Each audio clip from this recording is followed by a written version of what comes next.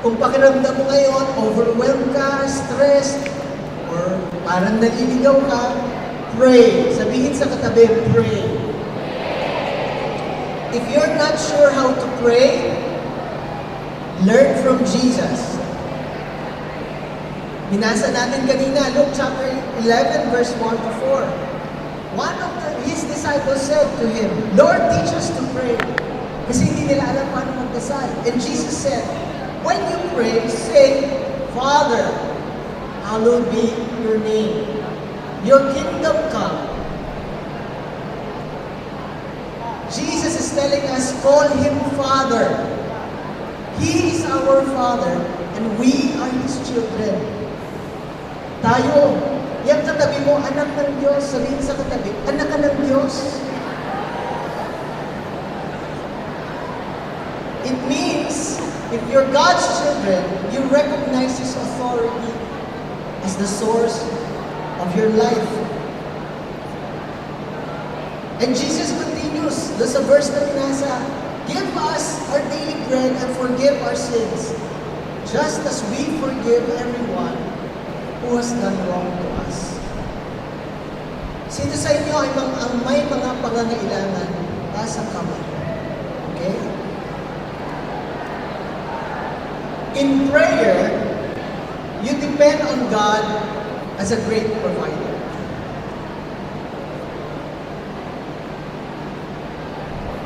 Yun ang ibig sabihin ng trusting God. That He will provide your needs. Kaya sabihin mo sa katabi mo, huwag kang matakot. God will provide your needs. Naalala niyo ba kung kailan pinagpawisan ng dugo si Jesus? Hindi nung nasa harapan siya ni Poncio Pilato, no? Or habang naglalakad siya, dala-dala ang krus papunta sa Golgotha to be crucified, no? Pinagpawisan ng dugo si Jesus when He was in the Garden of Gethsemane. When Jesus was praying, nung nagdarasal siya. For us, prayer serves as a preparation for the battle. Hindi ba? Madalas nagdarasal tayo para paghandaan ang isang laban. But for Jesus, He was the battle. It was the battle itself, no? During prayer. Nandun agad lumalaban na siya sa dasal pa lang. So that, listen, so that when the test came, Jesus walked to the cross with courage. Naging handa siyang harapin ang krus. Pero anong ginagawa ng kanyang mga kaibigan? Yung tatlo ng kaibigan, di ba kasama na? They fell asleep, natutulog. Natutulog yung tatlo. They fell apart and they ran away. Kaya sabihin sa katabi, huwag kang matutulog. Pray. Pray. Pray. At yan ang gusto natin gawin ngayong gabi nito. We just want to pray. We want to listen to God's voice. Tandaan ninyo, ang panalangin ay hindi lang one way, hindi lang nagsasalita ka at sinasabi mo ang gusto mong mangyari sa buhay mo. You have to listen to God. This evening is an exercise of listening to God's voice.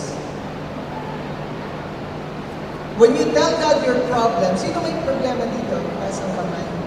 Sorry, ano po kayo nakita? Okay, may mga problema. Pagka sinasabi mo ang mga problema mo sa Diyos, nare-release ba yung stress mo? Mukha bang stress yung katabi mo? Mukhang stress. Naalala ko yung mag-ama.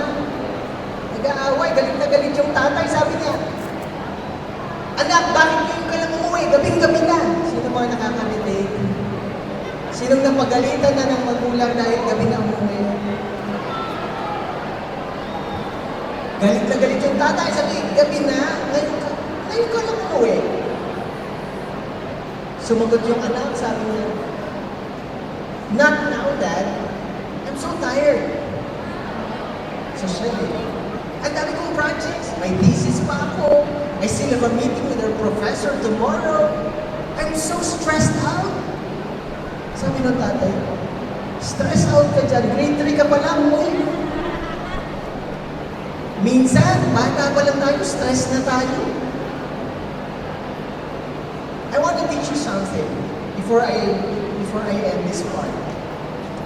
Don't just tell God what's stressing you. Huwag mo lang sabihin sa Diyos kung ano yung mga bagay na nasa-stress ka. Kasi pag nagtapos ka doon, okay, you may feel comforted but not commissioned. What do I mean? When you pray, don't just tell God your problems, but tell Him His promises as well. Remind Him, Lord, ito ang pangako mo. So huwag ka lang magsabi ng problema. You remind God about His promises to you.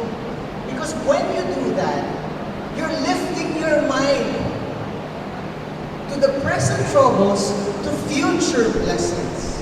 Amen?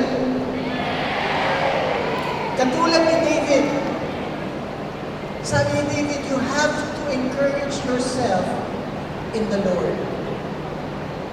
At maraming nasusulat sa Biblia ng mga pangako ng Diyos. God created us and knows us. Psalm 139. God chose us. Psalm 33:12. God is always with us. Deuteronomy 31:8. God has plans to prosper us and give us hope. Jeremiah 29:11. God strengthens us and helps us. Pag kailangan mo ng tulong, tutulungan ka ng Diyos. God rewards us when we love our enemies. Luke 6:35. God always teaches and guides us. And God gives us rest. Matthew 11:20. I want you to remember God's promises when you pray. You know, my prayer for tonight is that you'll have a new paradigm on how to pray. Bagong pananaw sa paraan ng pagdarasal. At tignan mo yung pamamaraan ng pagdarasal mo araw-araw. You have to change your perspective from your problems. Instead na nakafocus ka sa problema mo, you focus on the position of God's promises. Sapagkat tapat ang Diyos. Naniniwala ba kayong tapat ang Diyos sa mga pangako niya? Now, I want everybody to remain in prayerful mood. Ibig sabihin, lahat ng gagawin natin na susunod, may mag-share, may aawit. It's all part of our prayer. Continue to focus on Jesus. Keep the silence as much as possible. It's between you and Jesus. Hayaan mo muna yung katabi mo. Hayaan mo siya makipag-usap sa Diyos. Ikaw makipag-usap ka sa Diyos. So listen carefully to God's message for you in our sharings and in the music. Kung alam niyo yung kanta, pwede naman kumanta. But I want you to reflect on the song. Listen to God's voice and God's message for you. Let me now invite our first sharer on stage.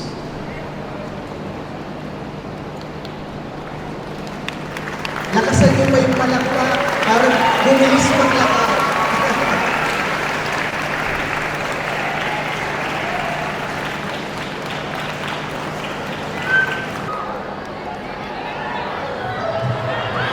Masaya ba kayo?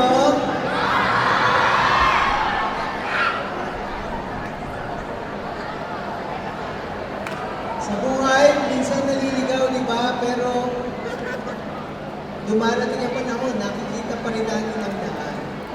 Sapagkat si Jesus ay lagi tayong iniingatan at binabantayan. Amen? Now, let's talk about part 2, serve. Can you all say serve? Matthew chapter 10, verse 45 says, follow my example, even the Son Son of Man did not come for people to serve Him. He came to serve others, to give His life to save many people. Tanungin ang katabi, who do you serve?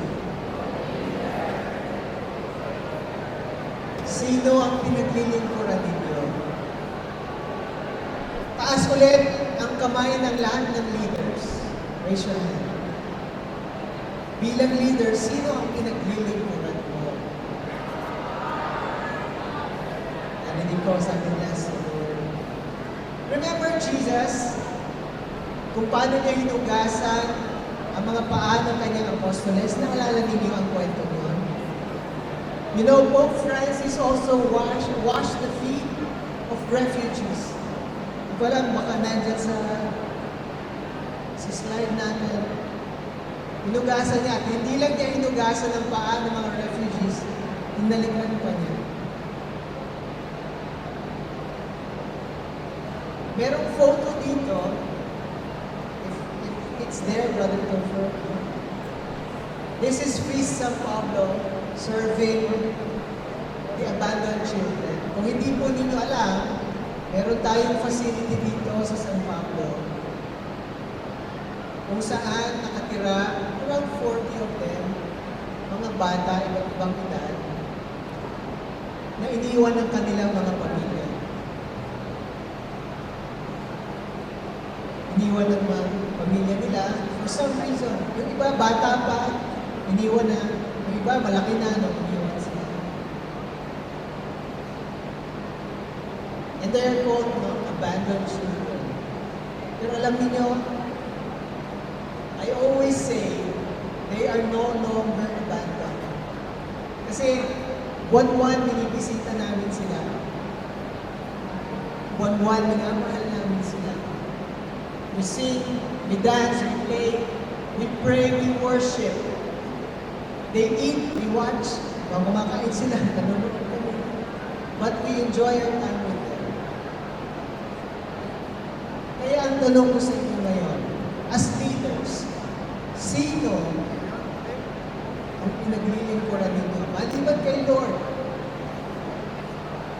So, we have a question here, and I want everybody to answer this question. Ang tanong, what practical ways can we serve others in our community? Ano ang practical na paraan para paglingkuran natin ang ibang tao sa ating community?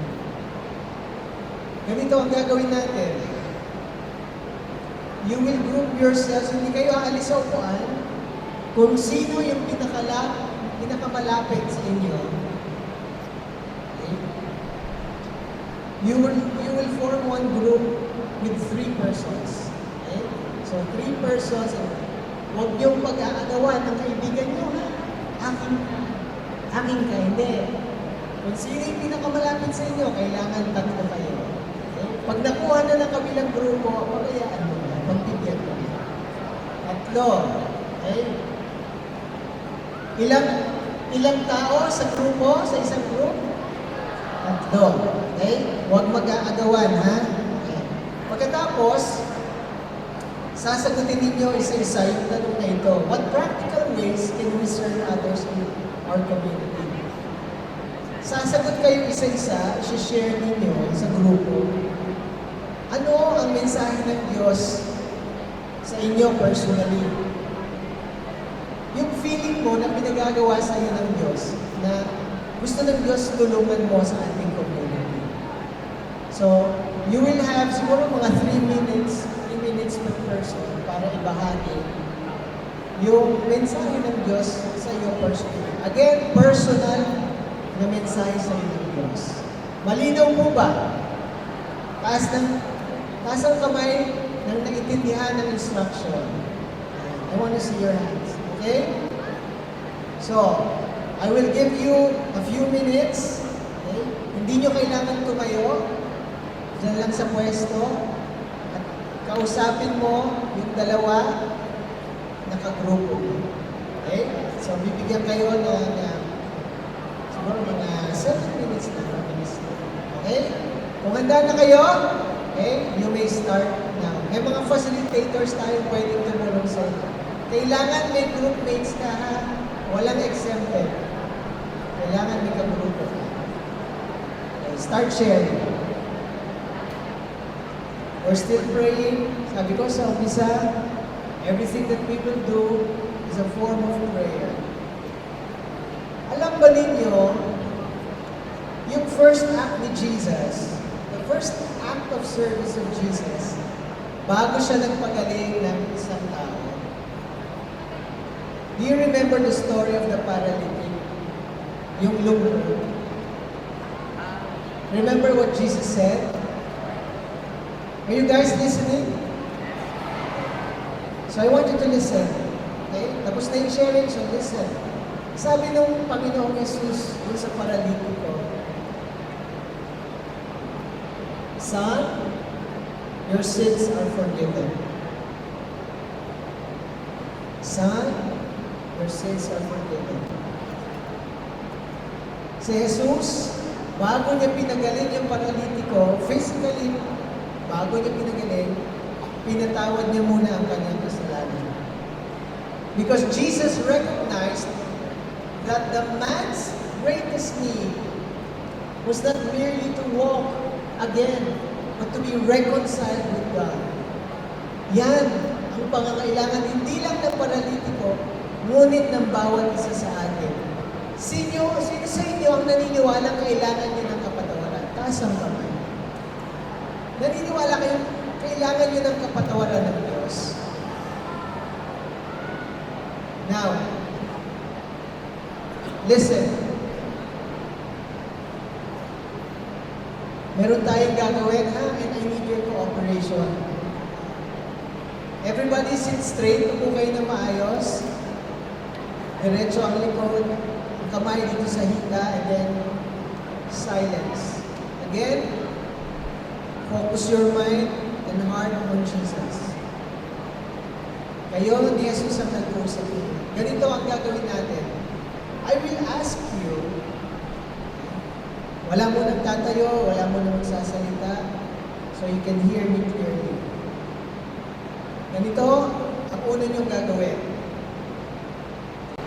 Itingin kayo sa paligid ninyo at hahanapin ninyo ang tatlong tao na mamaya lalapitan ninyo. At pag nilapitan ninyo, sasabihin ninyo, I am sorry. Quiet muna, wala mo na magre-react. Makinig. Tatlong tao ang lalapitan ninyo when I give my signal. Lalapitan mo, wala kang ibang sasabihin.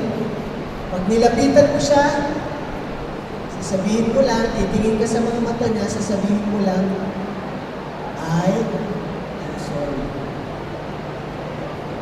Ikaw naman, kung ikaw ang sinabihan, huwag kang magre-react. Ay, alam ko na, ba't ka nagsasorry? Hindi. Huwag kang magre-react. Ang gagawin mo lang, ito, pwedeng kamayan mo o yakapin mo kung magkakilala naman kayo. Listen, wala kang ibang sasabihin. At ikaw na nagsasorry, wala ka rin ibang ikukwento. Hindi mo na kailangan sabihin, kasi ganito. Hindi mo na kailangan sabihin. All you need to say is, I am sorry. Kung tinatanggap mo yung sorry niya, kamayan mo o yakapin mo, tapos, pupunta ka sa susunod na tao. Maliwanag. I know it's difficult. Ang hirap, hindi po ba? But this is what Jesus did. Bago niya pinagaling ang paralitiko, pinatawad niya muna ang kanyang kasalanan. Lahat kayo nagtaas ng kamay, sabi niyo, kailangan niyo ng kapatawaran. Amen?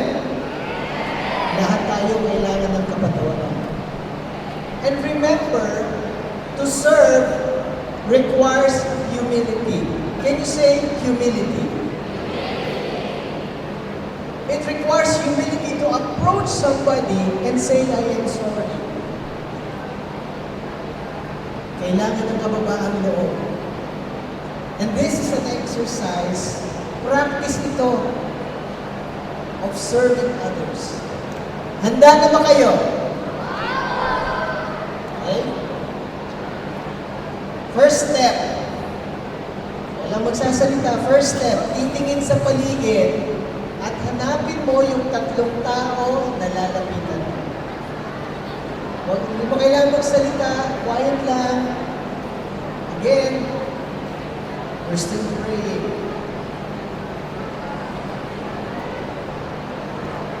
Okay, nakita mo na? Nakita mo na yung tatlo? Baka may nagsasabi sa inyo, brother, 10 yung gusto kong lapitan. Hindi! 3 lang. Malinaw? 3 lang. Hindi 10 ang lalapitan. Okay. Are you ready? At ganito, ang gagawin natin, you do it quietly and slowly. Hindi mo kailangan tumakbo. Maglakad ka lang, papalapit, dahan-dahan. Tahimik ka lang. Magsasalita ka lang pag nandun ka na sa harapan niya at sasabihin mo ang mga katagang, I am sorry.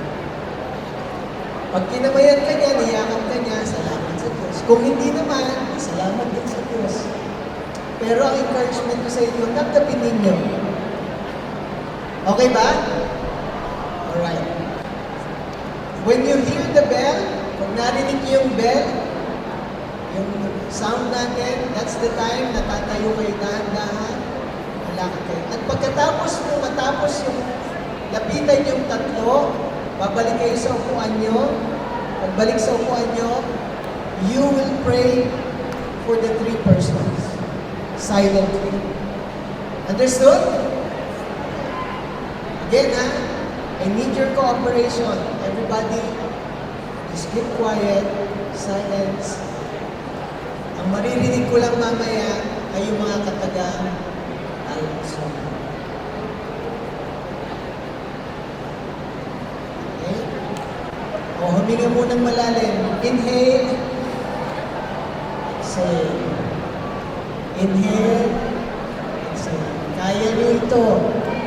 Kaya niyo ito. Huwag kayong matakot na magsabi ng sorry. Okay? Lahat ng nandito, pwede kayong sumali. Kahit yung mga servants natin, mga guests. Okay. If you're ready, on my count, wait for the bell before you stand slowly and walk slowly. 3, 2, 1.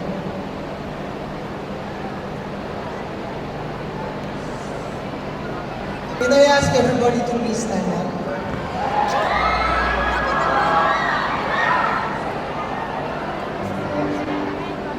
Sabi ng mga linguist, alam mo yung mga linguist expert sa language, sinabi nila that the shortest sentence is I am.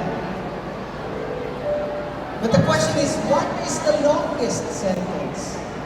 Ang sagot nila, I do. Because it's a life sentence. Kailan ba sinasabi ang I do?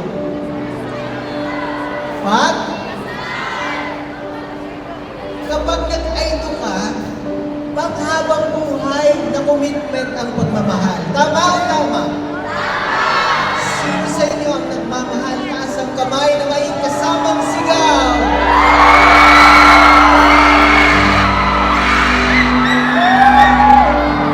Madaling magsabi ng mahal kita, sabihin mo sa katabi mo, with feelings, mahal kita.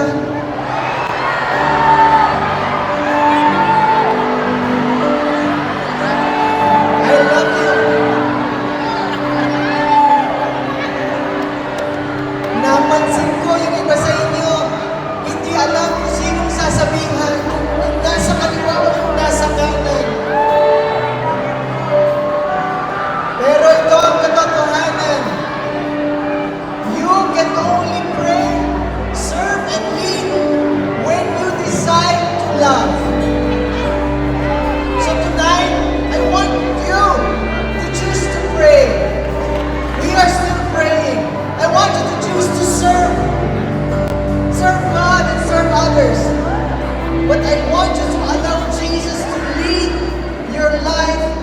love.